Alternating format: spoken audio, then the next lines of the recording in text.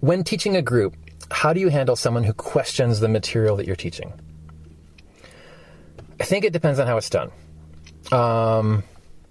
Ideally, you want to respond nicely, because I personally don't think that yelling at or being rude to or dismissive or condescending to students is ever a good strategy to employ.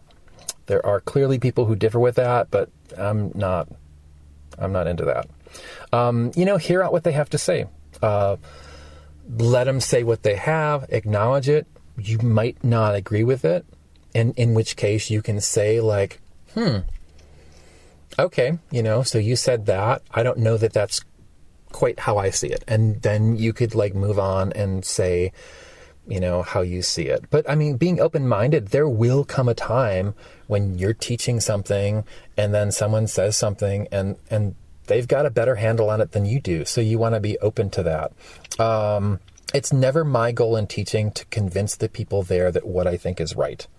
I know that other people, that is their goal. Like I have the information and other people have wrong information, and I'm teaching to correct that information. But my strategy is really much more basically like, I have a certain way that I think about plants, and I think about herbalism, and I think about health conditions. And what I'm going to do is present that to you, and then you can take it and adapt it how you need to adapt it to make it work for you. And the best people to take my classes are people who feel like the way that I teach works for them, right? And I have tweaked what I have learned from other people. I learned important concepts from other people, and some of them are very foundational to the way that I use herbs nowadays.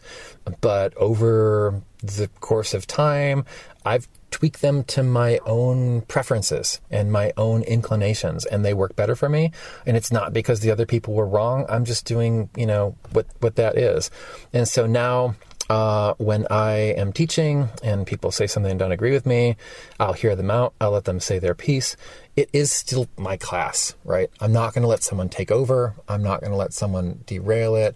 And occasionally someone will say something that is like, no, that's not okay to say in my class. I once had someone, declare in a class that, you can't give little boys anything with soy because it'll make them gay. And I just had to shut that down. That is 100% not true.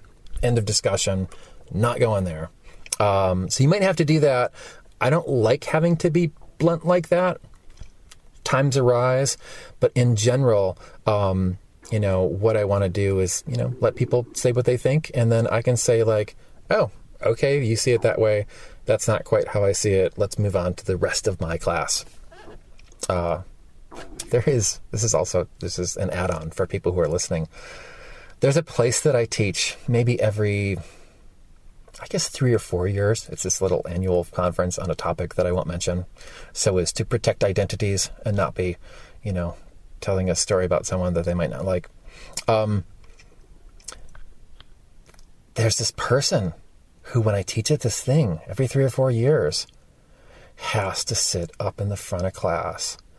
And they just wait for their chance to be like, oh yeah, but, and then they contradict me very publicly in front of everyone.